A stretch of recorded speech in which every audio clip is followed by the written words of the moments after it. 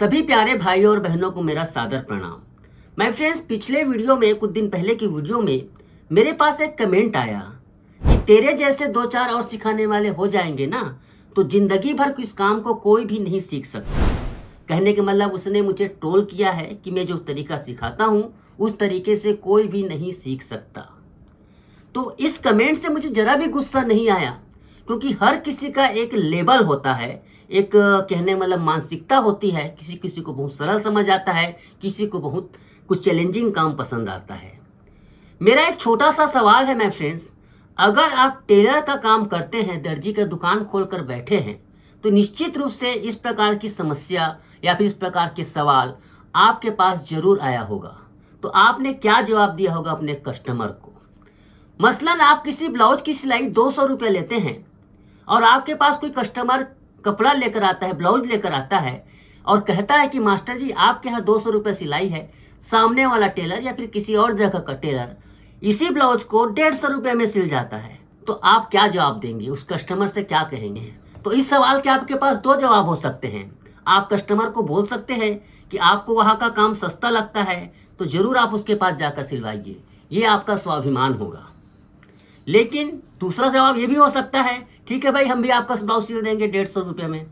ऐसा भी हो जाता है। अगर आप उस कस्टमर से कॉम्प्रोमाइज करते हैं 150 रुपये में सिलने के लिए, तो निश्चित रूप से आपके काम में कॉन्फिडेंस नहीं है। लेकिन कस्टमर को आप ये कहते हैं कि आप वहां पर जाकर सिलवा सकते हैं, तो निश्चित रूप से आपका कॉन्फिडेंस बोल रहा है।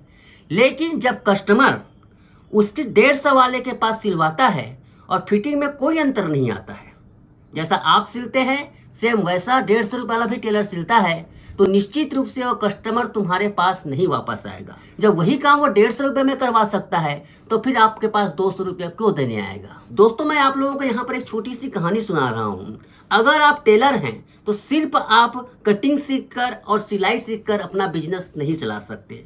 इस कहानी को सुनिए और सीखिए कि आपको किस प्रकार से टेलरिंग का व्यवसाय और लंबे समय तक करना है, तो आपको क्या करना होगा ये जरूर सीखिए। माय फ्रेंड्स, आज से 15-20 साल पहले मेरा गांव बहुत छोटा सा गांव ही बोलूंगा, उस समय छोटा सा टाउन है, तहसील है, वहां पर एक टेलर हुआ करता था, मनोज टेलर। अभी भी वो टेलर है। 2005 की बात कर रहा हूं। उस समय उस मनोज टेलर के यहाँ कम से कम 20 से 25 ब्लाउज बना करते थे। कम से कम 25 तो मान के चलिए, 5 से 6 कारीगर उसके पास काम किया करते थे। कहने का मतलब ऐसा है माय फ्रेंड्स कि उस समय बहुत ही ज्यादा पॉपुलर टेलर था। उस समय की बात करूं तो उस समय मनोज टेलर एक ब्लाउज की सिलाई 150 रुपया लिया करता था। लेकिन आप हैरान हो जाओगे माय फ्रेंड्स, आज 2025 में भी 170 या 180 रुपये से ज्यादा वो सिलाई नहीं ले पाता। जबकि उसी टाउन में दूसरा टेलर है राजेश टेलर के यहाँ माय फ्रेंड्स मनोज टेलर से 2 गुनी सिलाई ली जाती है। कहने का मतलब ऐसा है, आज से 15-20 साल पहले मनोज टेलर जहां 120 रुपया 150 रुपया इस प्रकार से सिलाई लिया करता था, उस समय राजेश टेलर 200-250 रुपए की सिलाई लिया करता था। आज के समय में राजेश टेलर के यहाँ 500-600 या फिर किसी किसी ब्लाउज के 1000 रुपए तक की सिलाई लेता है। और आज भी उसके यहाँ वही काम होता है, 10-12 ब्लाउज सिलने का काम होता है। जबकि आज मनोज टेलर के पास काम की बेहद कमी है। एक समय जहां मनोज टेलर के पास 20-25 ब्लाउज प्रतिदिन बनते थे, 4-5 कारीगर काम करते थे, लेकिन आज 2024-25 में उसके पास 2 कारीगर हैं ले देकर, और मुश्किल से 10-12 ब्लाउज ही उसके पास बनते हैं।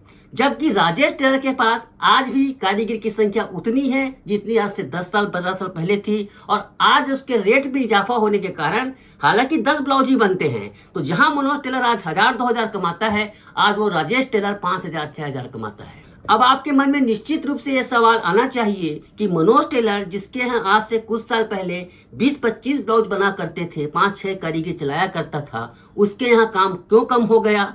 दूसरी बात, उसकी कमाई भी क्यों कम हो गई? और दूसरा, वही राजेश टेलर आज भी उससे ज्यादा सिलाई लेता है, उससे ज्यादा कमाता है, उससे हालांकि कम काम करता है। तो यहाँ पर माय फ्रेंड्स, मनोज टेलर का जो काम करने का तरीका था ना, वो बहुत ही ज्यादा सिंपल था और उसे कोई भी आसानी से सीख सकता था। ज्यादा लंबी बात नहीं करूंगा माय फ्रेंड्स, कि अगर आप उसके यहाँ 2-4 महीने काम करोगे ना और उसके कटिंग करने के तरीके को देखोगे ना, तो निश्चित रूप से आप कुछ महीने बाद अपना खुद का दुकान खोल सकते थे। ऐसा ही उसके साथ हुआ माय फ्रेंड्स। आज से 15-20 साल पहले क्या होता था कि उतने ज्यादा लोग मतलबी नहीं थे। आप देखेंगे कई कई कारीगर जो बहुत सीनियर थे अपना खुद का दुकान खोलने पे विश्वास नहीं रखते थे। आज आप किसी भाई को सिखाओगे, किसी बहन को सिखाओगे, 1 या 2 साल बाद अपना खुद का दुकान खोल लेगा। ये जो मेंटेलिटी है मैं फ्रेंड्स अभी अभी बहुत ज्यादा चलन में आया है, लेकिन आज से 20-25 साल पहले ऐसा चलन में नहीं था। कई लोग बहुत लंबे समय तक दुकान में टिके रहते थे। तो उस समय क्या है कि कई सालों तक उसके कारीगर जो थे उसके दुकान में काम करते रहे। लेकिन एक बगावत होने के बाद बगावत का दौर शुरू हो जाता है। उन्हीं में से एक कारीगर ने अपना, जो कहने का मतलब ऐसा है, खुद का दुकान खोल लिया उसी के आसपास। और उसने क्या किया, जैसा उस समय मनोज 150 रुपये सिलाई लिया करता था, तो उसने क्या किया, सिलाई का रेट 120 रुपये रख दिया। अब दूसरी बात यह भी है माइन फ्रेंड्स कि उसका जो कारीगर है वो मनोज टेलर के हिसाब से सिलाई ले नहीं सकता था ना, उससे कम ही लेगा वो, है ना, उससे कम ही लेगा। इस वजह से उसके पास ग्राहक जाएंगे, तो उसने 120 रुपये सिलाई लेना शुरू किया और ग्राहक मनोज टेलर के उसके पास जाने लगे। काम में कोई फर्क नहीं था माय फ्रेंड्स, इसलिए बहुत सारे कस्टमर उसके पास चले गए। धीरे धीरे 1-2 सालों के बाद 1-2 कारीगर उसके पास और जो थे वो अलग दुकान खोल लिए। इस प्रकार से मनोज टेलर के खुद के कारीगरी लोगों से प्रतियोगिता होने लगी। अब भैया उसके कारीगर भी कंपटीशन की वजह से न इससे रेट बढ़ा सके न उसके रेट बढ़ा सके। आज 15 से 20 साल का वक्त गुजर गया है माय फ्रेंड्स, ना ही उसके रेट बढ़े ना काम में सुधार आया। और सबसे बड़ी प्रॉब्लम ये हुई कि आज जो YouTube में चैनल चल रहे हैं ना, उससे सीख सीख कर हर गली में एक लेडीज टेलर लोग, घर की महिलाएं अपना दुकान खोलने लगी। कोई पिको फॉल करने लगा, कोई ब्लाउज सिलने लगा। सरल काम करने का मतलब यही है, जिसे कोई भी सीख सकता है तो कोई भी सीख लेगा और सब एक जैसा काम करेंगे, तो क्या आप रेट बढ़ा सकते हो?